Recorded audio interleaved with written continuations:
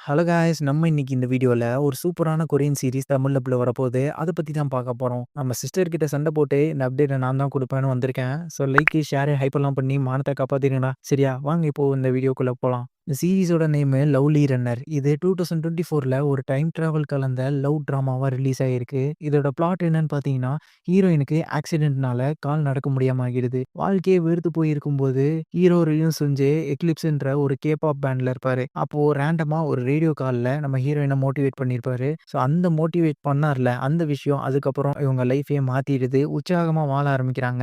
இந்த இன்சிடென்ட் நடந்து 10 வருஷம் கழிச்சு நம்ம ஹீரோயின் ஹீரோவோட பயங்கரமான கேபாப் ஃபேனா மாறிடுறாங்க. எந்த அளவுக்குன்னா ரூம் ஃபுல்லா அவர் ஃபோட்டோ ஆல்பம்ஸை தான் ஒட்டி வச்சிருக்காங்க பார்த்துக்கோங்களேன். அதே சமயம் நம்ம ஹீரோ செஞ்சு கேரக்டரே பார்த்தீங்கன்னா சைலண்டா யாரு கூடயுமே பேசாம லோன்லியாவே இருக்காரு. அப்படி இருக்கும்போது ஏதோ ஒரு காரணத்துக்காக வீட்டில் தற்கொலை பண்ணி இறந்து போயிடுறாரு. இதை பார்த்த ஹீரோயினால தாங்கிக்கவே முடியல. அவங்க கூட ஒரு வாட்ச் வச்சிருப்பாங்க. அது மூலியமா டைம் டிராவல் பண்ணி பாஸ்டுக்கு வந்துடுறாங்க. என்ன ஒரு சந்தோஷமான விஷயம்னா இப்போ ஹீரோ படிக்கிற அதே ஹை ஸ்கூல்ல தான் இருக்காங்க.